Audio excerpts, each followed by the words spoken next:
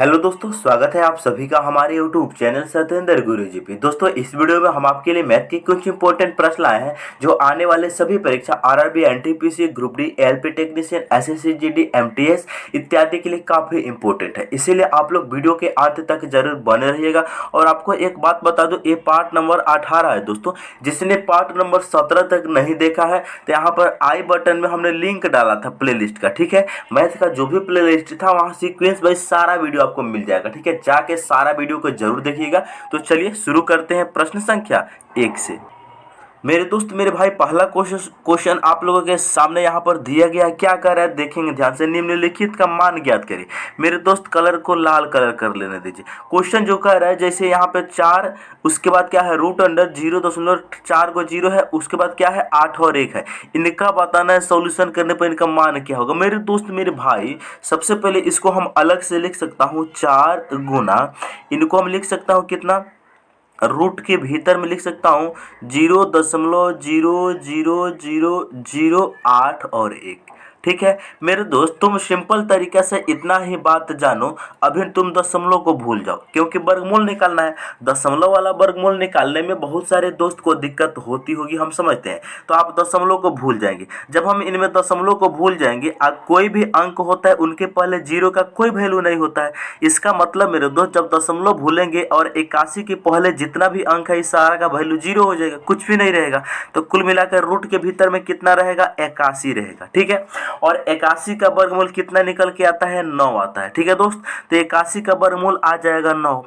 अब देखो, अब तुम पॉइंट पर ध्यान दो मेरे दोस्त, पॉइंट पर अब तुम ध्यान दो। इनका वर्गमूल कितना हो गया, 9 हो गया। अब देखो, अगर रूट के अंदर में 4 अंक होता है दशमलव के बाद, तो रूट से बाहर आता है तो 2 अंक के बाद दशमलव लगता है। वही लॉजिक यहाँ पर लगेगा मेरे दोस्त। देखो, दशमलव के बाद 2, 2 4 और 2 6, यानी 6 अंक है, तो 6 को हम 2 से भाग कर देंगे, ठीक है। तो कितना आएगा, 3, यानी 3 अंक के बाद दशमलव चला जाएगा।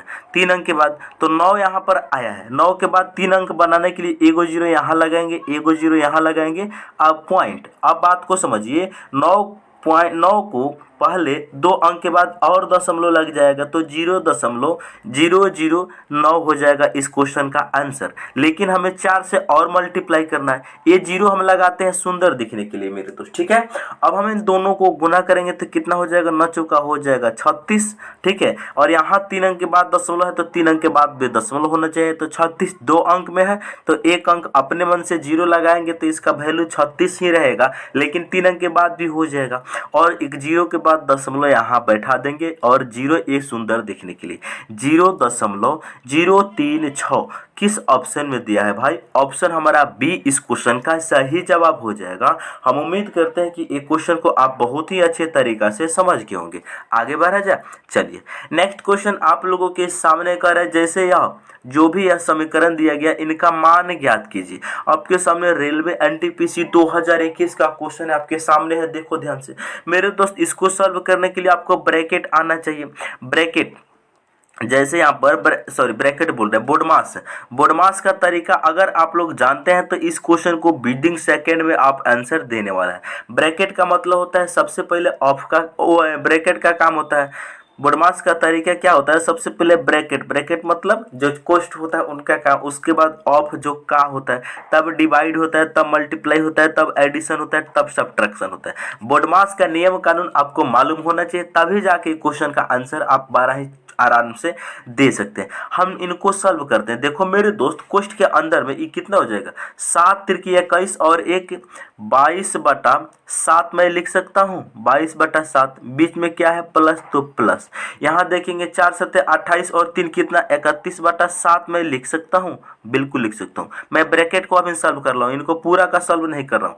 इनको हम इतना लिख सकता हूँ।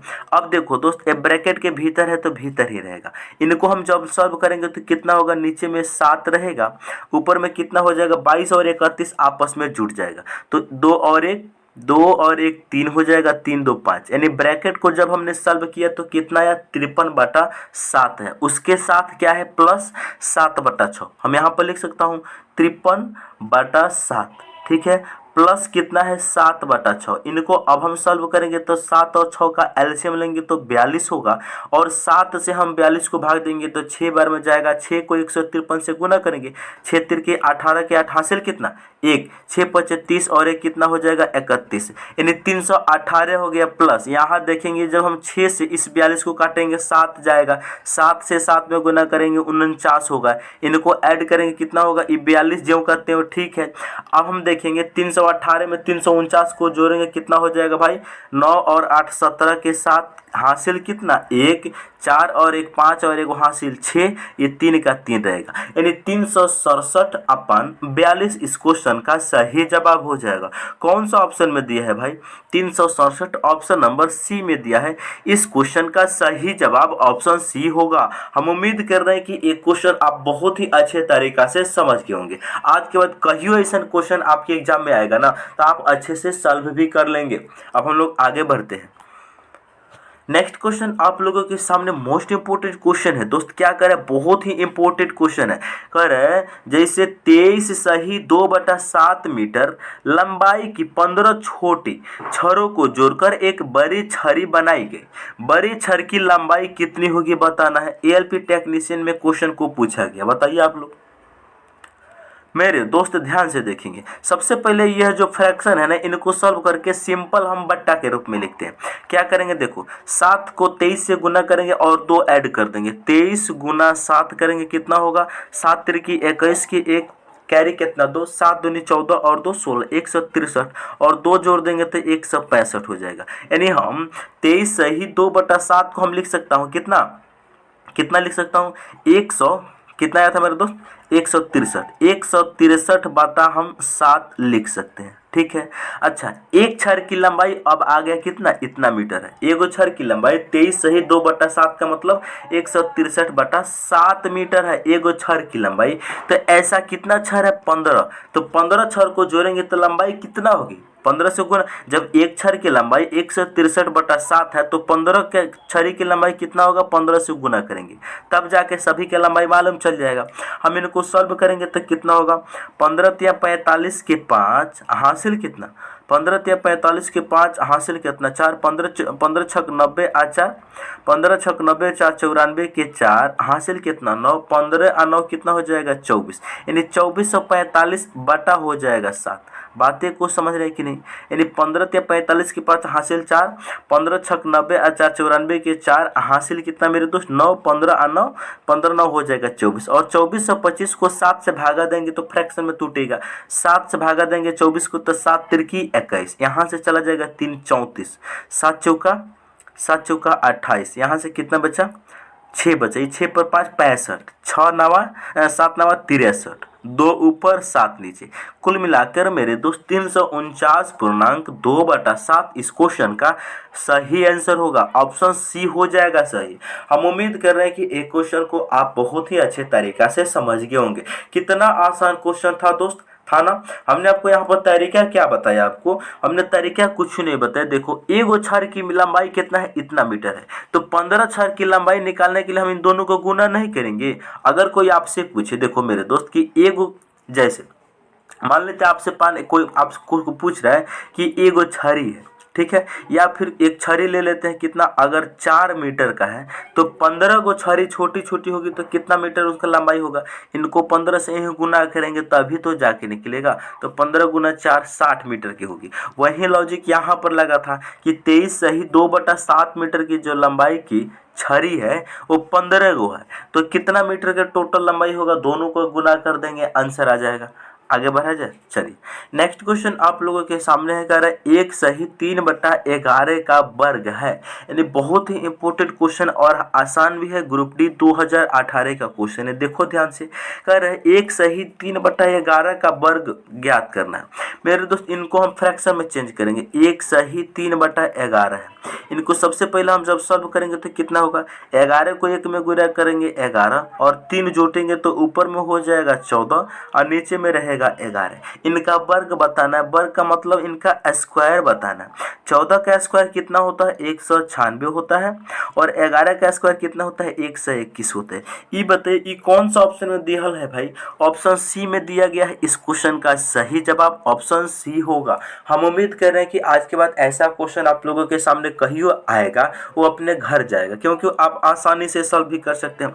चलिए नेक्स्ट क्वेश्चन, अगला क्वेश्चन 5 नंबर कह रहा है, वह छोटी से छोटी संख्या ज्ञात कीजिए जिसे 1549 में जोड़ने पर 1549 में जोड़ने पर योगफल जो है 2, 3, 7, 2, 3, 5 और 7 से पूर्णतः विभाज्य है। आपके सामने एनटीपीसी का क्वेश्चन है, देखेंगे तो इसके लिए जो तरीका होगा, सबसे पहले 2, 3, 5 और 7 का एलसीएम ले लो, ठीक है, और इन एलसीएम से इनको भाग करो। हम सभी जानते हैं एलसीएम ऑफ कितना 2, 3, 5 और 7, जब हम इनका एलसीएम लेंगे तो मेरे दोस्त जानते हैं कितना होगा 210 हो जाएगा, क्योंकि ये सभी का सभी प्राइम नंबर है। अब प्राइम नंबर का एलसीएम कैसे निकलते हैं, गुना करके 2, 3, 5 और 7 का गुना करेंगे 210 होगा। अब हमारा जो दूसरा स्टेप होगा वो होगा क्या कि जो 1549 दिया है ना मेरे दोस्त, इनको भाग करेंगे हम 210 से, ठीक है। आप तरीका को समझिएगा। इनको निकालने के लिए क्या करेंगे, सबसे पहले इनका एलसीएम लेंगे। 1549 को 210 से भागा देंगे तो 7 बार में जाएगा, कितना होगा 0, 7 एकम 7, समझ रहे हैं, 7 दूनी 14 यानी 1470। जब हम 9 में से 0 घटाएंगे तो 9 बचेगा, यहाँ 14 में से 7 जाएगा 7 बचेगा। बातें को समझिए, 7 बचेगा, ई कट जाएगा, ई भी कट जाएगा। इन दोनों को जब हमने गुना किया तो कितना मिला 7 9, सॉरी घटाया तो कितना मिला 7 9, यानी जब 1549 को जब हम 2 से 10 से भाग किए तो शेषफल कितना बचा 7 9। तो यहाँ पर क्वेश्चन क्या बोला है, छोटी से छोटी संख्या ज्ञात करें जो इतना में जोड़ने पर योगफल इतना से कटना चाहिए, जोड़ने पर। तो इसके लिए करते क्या है मेरे दोस्त, जो यहाँ पर 210 है ना, जो शेषफल आया है 210 में से इस शेषफल को घटा देते हैं। आप लोग तरीका को समझिएगा, बस 210 में से इसको घटा देंगे तभी जो वह संख्या होगा योगफल वो पूरा पूरा कट जाएगा। तो 0 में से 9 जाएगा, एक सॉरी 10 में से 9 जाएगा, 1 बचेगा, यहाँ बचेगा 0, 0 में से 7 नहीं घटेगा, 10 में 7 घटेगा, 3 बचेगा, यहाँ 2 में से 1 चला गया तो 1 बचा। 131 ऐसा संख्या है, अगर उसको हम 1549 में जोड़ देते हैं तो जो भी योगफल होगा ना वो 210 से पूरा पूरा कटेगा, या और 210 से भी कटेगा और 2, 3, 5, 7 पूरा से भी कटेगा। इस क्वेश्चन का सही जवाब ऑप्शन बी होगा दोस्त। हम उम्मीद करते हैं कि ये क्वेश्चन आप बहुत ही अच्छे तरीका से समझ गए होंगे। आगे बढ़ा जाए, चलिए नेक्स्ट क्वेश्चन आप लोगों के सामने घातांक और करने का क्वेश्चन कह रहा है, यह देखो 3 के पावर -5 गुना 4 के पावर -5 गुना 5 के पावर -5 का मान ज्ञात करें। आपके सामने ग्रुप डी 2022 का क्वेश्चन। हम आपको एक कंसेप्ट सिखाता हूँ। देखो दोस्त, अगर कहीं भी 1 के पावर मान लेते हैं -2 लिखा है तो इसका नियम कानून इनका कायदा होता है कि इनके उल्टा कर दो। अच्छा एक बात बताइए, इनके एक के नीचे कुछ नहीं है तो 1 है, और यहाँ पर वैल्यू माइनस में, पावर कभी भी माइनस में नहीं होता है। तो इनको हम पॉजिटिव करने के लिए करेंगे क्या, इनको उलट देंगे, यानी a/1 कर देंगे। a के पावर 2 है तो यहाँ पर 2 ऐसा लिख सकता हूँ। जो घातांक और करने में जो नियम कानून कायदा है उसमें इसको हम अप्लाई आराम से कर सकते हैं। वही लॉजिक यहाँ पर लगाएंगे।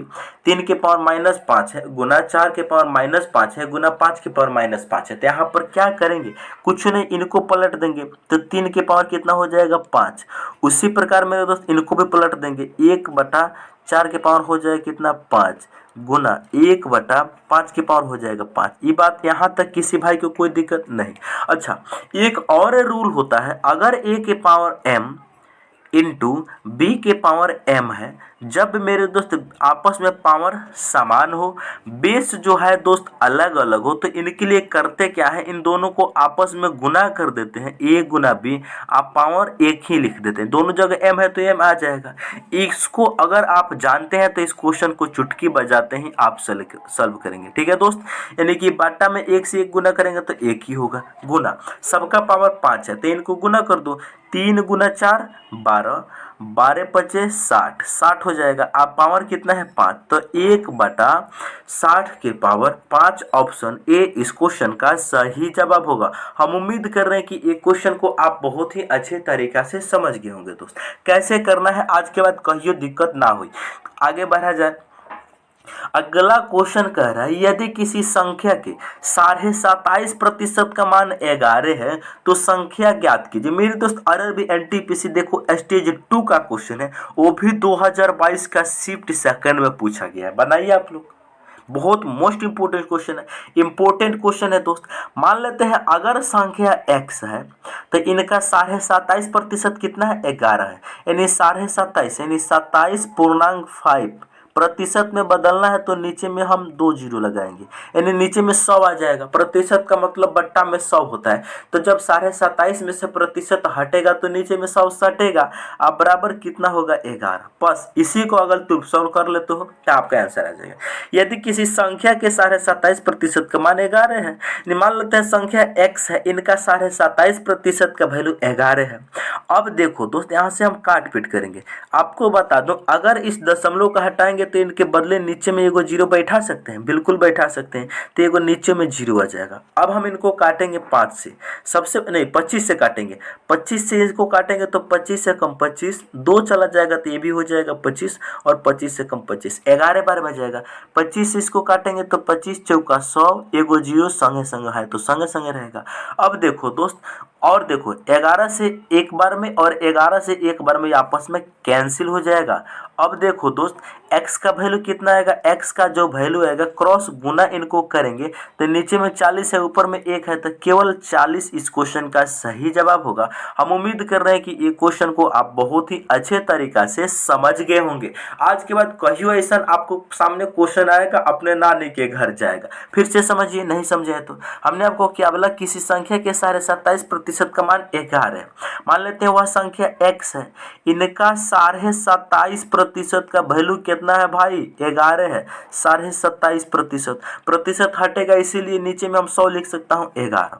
अब देखो अगर इस पॉइंट को हटाएंगे तो एक जीरो नीचे बैठेगा, बिल्कुल, तो ये ऊपर में कितना हो गया, 275/1000। अब हम इनको काट पीट करेंगे दोस्त, ध्यान से देखेंगे। 25 से इसको काटेंगे तो 40 बार में जाएगा, 25 से इसको काटेंगे तो 25 से कम 25, 2 चला गया, 25 से कम 25, 11 बार में जाएगा। यानी कुल मिला के बात यहाँ से ई रहा कि x गुना 11/40 बराबर कितना है, 11 है। अब देखो दोस्त हमने आपको सिंपलीफाई करने के लिए इतना आसान तरीका बता रहे हैं, 11 से 11 कट सकता है, तो यहाँ से x का वैल्यू 40 नहीं बचेगा, बिल्कुल, तो इसका राइट आंसर ऑप्शन सी होगा दोस्त। हम लोग आगे अब हम लोग बढ़ते हैं। चलिए नेक्स्ट क्वेश्चन काफी इंपॉर्टेंट कर रहे, यदि 6, 18, 39 और x समानुपात में है तो x का मान ज्ञात कीजिए। आपके सामने देख रहे हैं ग्रुप डी का क्वेश्चन है, वो भी 2022 का। मेरे दोस्त मेरे भाई, हम आपको यहाँ पर जो तरीका बता रहे हैं उसको बहुत ही बेहतरीन तरीका से आप लोग समझिएगा। सबसे पहले दोस्त हम आपको बताते हैं समानुपात का मतलब कैसे होता है। समानुपात का सिंबल कुछ इस प्रकार से होता है। अच्छा ये बताइए, इस समानुपात में 4 गो संख्या है, 6, 18, 39 और x समानुपात में है, तो इसको मैं इस रूप में लिख सकता हूँ, 6:18 समानुपात 39 अनुपात x, मैं इस रूप में लिख सकता हूं। अगर इस समानुपात में है तो मैं इसको इस रूप में अवश्य लिख सकता हूं। अब देखो जब हम इस प्रकार लिख सकता हूं तो इसके लिए जो कंसेप्ट होता है, इन दोनों भीतर वाले के गुना ये दोनों बाहर वाले के गुना के बराबर होते हैं, यानी भीतर वाले के गुणनफल बराबर होते हैं बाहर वाले के गुणनफल के। ठीक है दोस्त, तो यहाँ से हो जाएगा कितना, 6 गुना x हो जाएगा बराबर कितना हो जाएगा, 18 गुना 39। बस इन्हीं को सॉल्व कर लेंगे, हम लोगों का आंसर आ जाएगा। अब देखो दोस्त 6 से इस 18 को हम काट सकते हैं 3 बार में। अब देखो यहाँ से x का वैल्यू हम निकालने के लिए 3 गुना 39 है, तो x का वैल्यू 3 गुना 39, 39 को 3 से गुना करेंगे कितना हो जाएगा भाई, 100, 9 तिरकी 27 के साथ हासिल कितना 2, 3 तिरकी 9, 2 11, यानी x का वैल्यू 117 हो जाएगा। ऑप्शन नंबर सी इस क्वेश्चन का सही जवाब हो जाएगा। ठीक है दोस्त, तो चलिए मैं उम्मीद करता हूँ कि आप लोग सभी प्रश्न को बहुत ही अच्छे तरीका से समझ गए होंगे। यदि आप हमारे चैनल पर पहली बार आए हैं तो चैनल को जरूर सब्सक्राइब करें और अपने दोस्तों के पास शेयर करें। मिलते हैं नेक्स्ट वीडियो में।